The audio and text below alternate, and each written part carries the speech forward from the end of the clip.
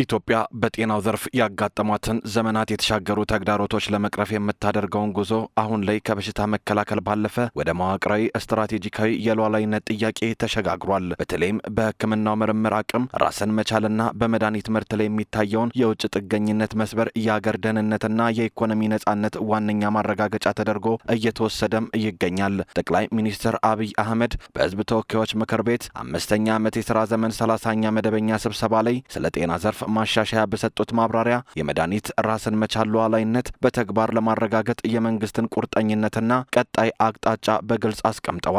ኢትዮጵያ በመድኃኒት ምርትና በምርምር አቅም ራሷን እንድትችል ለማድረግ አሁን ላይ ስትራቴጂካዊ ሽግግር እያደረገች ትገኛለች። በዚህ ረገድ የአርማዋር ሃንሰን የምርምር ኢንስቲትዩት የላቦራቶሪ መሰረተ ልማቱን በማዘመን በሽታዎችን አስቀድሞ በመለየት በመከላከልና አዳዲስ የሕክምና ፈጠራዎችን ወደ ገበያ በማስገባት ረገድ ትልቅ አቅም እየፈጠረ እንደሚገኝ ይገለጻል። በኢንስቲትዩቱ በቅርቡ በጠቅላይ ሚኒስትር አብይ አህመድ ተመርቆ ስራ የጀመረው ዘመናዊ የምርምር ላቦራቶሪ ኮምፕሌክስ በአገር ውስጥ ትልልቅ የምርምር ስራዎችን ለማካሄድ ትልቅ አቅም መፍጠሩን የተቋሙ ዋና ዳይሬክተር አፈወርቅ ካሶ ለኤንቢሲ ኢትዮጵያ ገልጸዋል። የነዚህ ላቦራቶሪዎች ፋይዳ ለሀገራዊ ጤና ልማት በጣም ከፍ ያለ ነው። ለምሳሌ የዘረመል ትንተና ምርምር የምንሰራበት ላቦራቶሪ ገንብተናል። የዘረመል ትንተና ስራ የዘረመን ባህሪ ጥናት ስራ ሀገራችን ውስጥ ያደገ አልነበረ።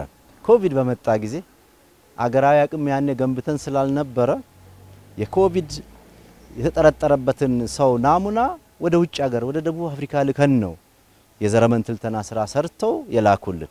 አሁን በቅርብ በተፈጠረው የማርበርግ ቫይረስ አውትብሬክ ይሄ ኢትዮጵያ ውስጥ የዚህ አይነት በሽታ ሆኖ የመጣው ማርበርግ የሚባለው ቫይረስ ነው የሚለውን ስራ የሰሩት የኢትዮጵያ ተመራማሪዎች ናቸው። ተቋማት ውስጥ ያሉ ተመራማሪዎች ካሁን በፊት የዘረመን ትንተና የሚፈልጉ ናሙናዎችን ውጭ ሀገር ልከው ነው የሚያስተነትኑት። ካሁን በኋላ ከተቋማት ጋር ትስስር ትብብር በመፍጠር ለምርምር ለጥናት የሚሆኑ ናሙናዎችን በዚህ ማዕከል ማድረግ እንችላለን። የባዮ ኢኩቫለንስ የሚባል ላቦራቶሪ ገንብተናል። የዚህ አይነቱ ምርመራ ስራ ኢትዮጵያ ውስጥ ካሁን በፊት አይሰራም። አሁን አህሪ የተፈጠረው ፋሲሊቲ የሬቤክን አቅም የሚያጎላ የሚያሳድግ ከኢትዮጵያ አልፎ ለሌሎች የአፍሪካ ሀገሮችም የሚሆን ትልቅ አቅም ነው። ይሄ አቅም ተገነባ ማለት የኢትዮጵያ ፋብሪካዎች የሚያመርቷቸው መድኃኒቶች በዚህ ሂደት ሲያልፉ ለኢትዮጵያ ገበያ ብቻ ሳይሆን ከኢትዮጵያ ውጭም ሊሸጡ ይችላሉ ማለት ነው። መንግስት ለዘርፉ ከሰጠው ከፍተኛ ትኩረት አንጻር የተገነባው የዘመናዊ የምርምር ማዕከል የአፍሪካ አህጉርን ታሳቢ ያደረገና ለአህጉሪቱ የምርምር ፍላጎት ምላሽ የሚሰጥ የልቀት ማዕከል ሆኖ እንዲያገለግል ታስቦ መሰራቱንም ዋና ዳይሬክተሩ አክለው ይናገራሉ።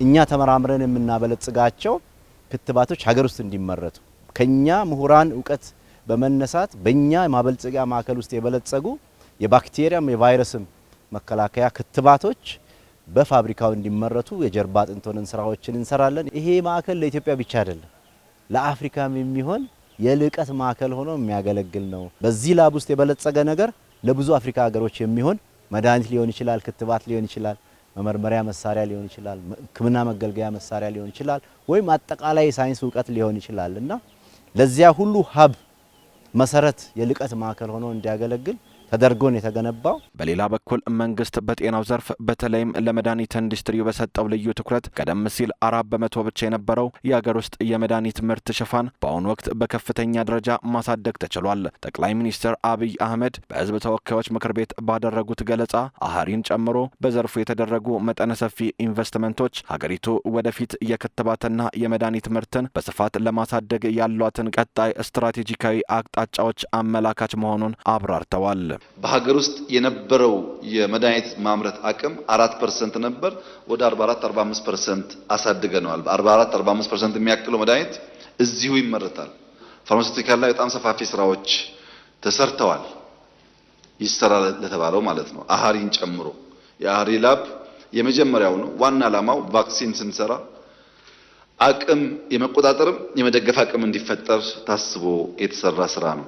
በጤናው ዘርፍ የሚደረጉ መሰል የምርምርና የላቦራቶሪ መሰረተ ልማት ግንባታዎች የሕዝብን ጤና በዘላቂነት ለመጠበቅና የሕክምና ሉዓላዊነትን ለማረጋገጥ የሚኖራቸው ፋይዳ የጎላ መሆኑ ተመላክቷል።